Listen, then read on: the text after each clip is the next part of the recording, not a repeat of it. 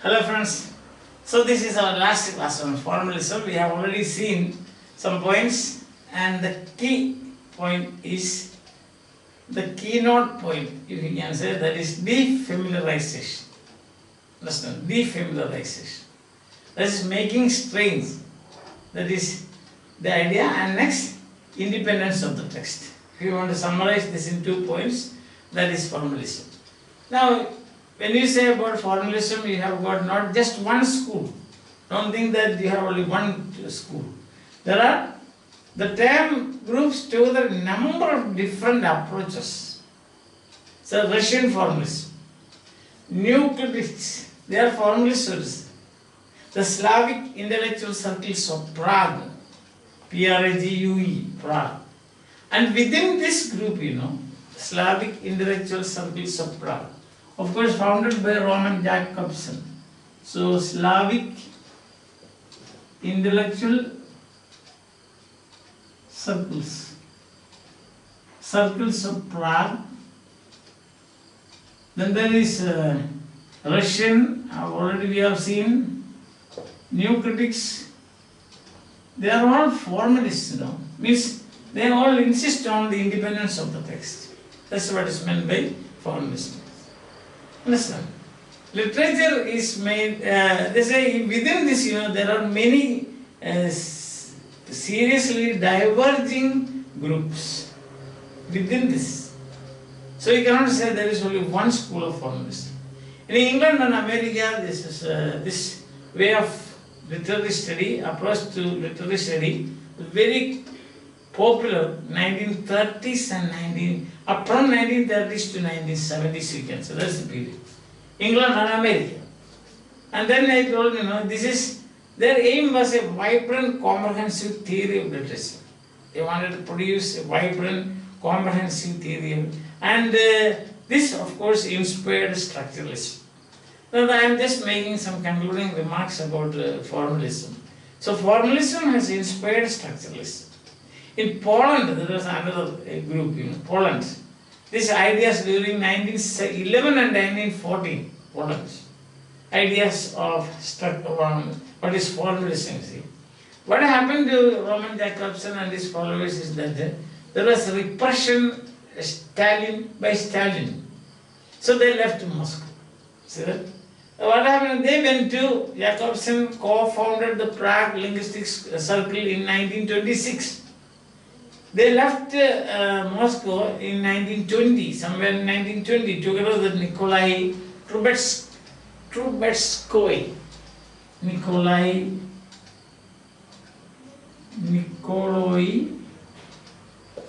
Trubetskoy. So he was also with Roman Jacobson. So you have got almost you have got a Russian, then you have got that of Poland, the Slavic, the new critics. Within this, even new critics, there are differences. Within the Russian formalism, differences. Divergence, where they are diverging, so to say. So you cannot say it is one unified school of literary study. Understand? As I already told you, what their aim was combining an interest in literary theory and linguistics. Literary theory and linguistics, they combined. Understand?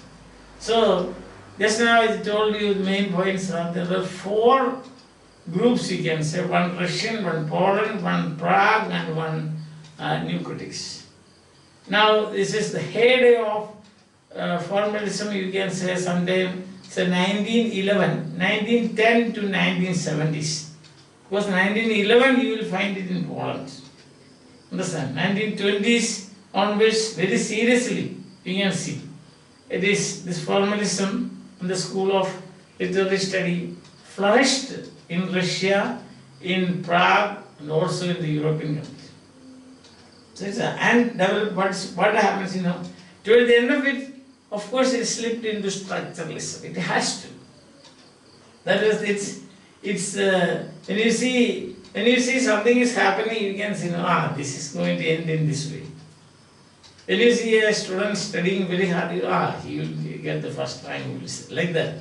So the formalist analysis of literature and linguistics, so to say, combining both these, and also their desire for a vibrant and comprehensive theory of literature, and also scientific approach to literature, naturally led them to structuralism, influenced by Saussure and his linguistics. Now, as a conclusion, I can say just 3 or 4 points.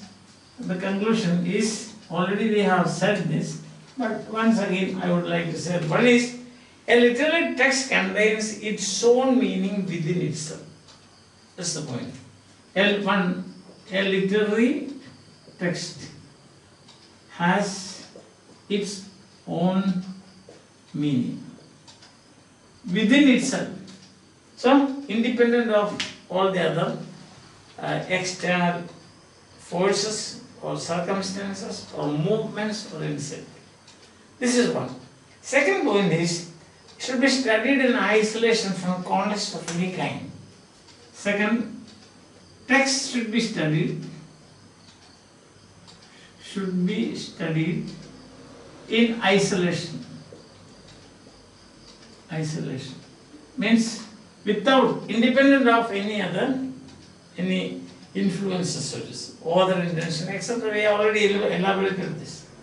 Second is, the criterion of excellence, according to the formalists, is the organic fusion of form and fabula and sushi. What is the criterion of excellence? Excellence means fabula and sushi, organic fusion of this. See that? Correct person. Then what happened? Formalist literature school dominated in America. Already we have seen that. See that? The literary scene, most of the poets of the 20th century, part of the 20th century, this formalism reigned the literary scene or ruled the literary scene, retained its great influence in many academic quarters. It has got great influence. So you can see in about 50 years, a span of about 50 years, scholars were studying and thinking about forms and sushi or fabula, the text alone. They used to resist all the other influences. Author intention, reader response, none of these things. All ideologies and things like that. So these things we have seen. Text for itself. Slogan. Text is for itself. See? Value-rich ambiguity. So, these are the slogans you can say. One, text for itself. Second, value-rich ambiguity. That is simultaneous meanings. Multiple meanings, simultaneous multiple meanings. Understand? That is simultaneous multiple meanings. So they enjoyed that ambiguity. 7 types of ambiguity, we already had some 22 lectures on that. If you have got time enough, we can go through that. Then the literary scene, so to say, as such, for a very long period of time, this half a century, you can see, it was you can say dominated by these people. But then this one point to add is, so I think it's now clear, my concluding remarks are clear. You can see there are 4 groups mainly.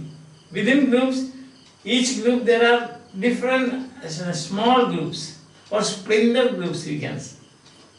Isn't it? And then we saw the main, and it was 50 years or so, it dominated the literary scene.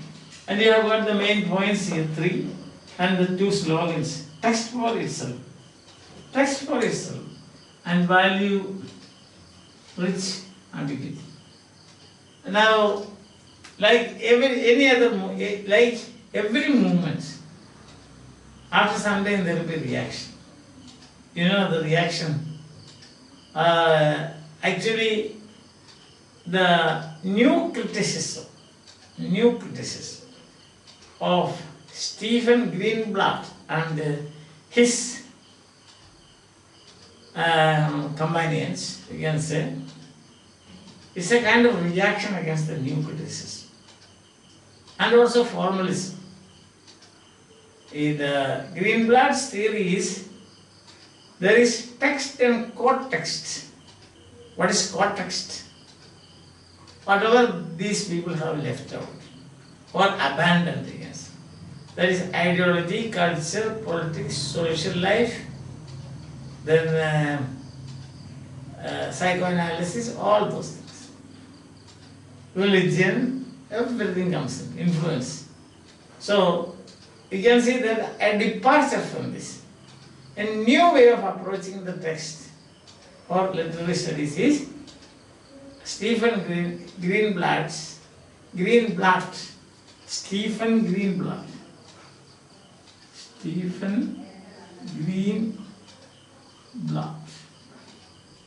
That's new historicism.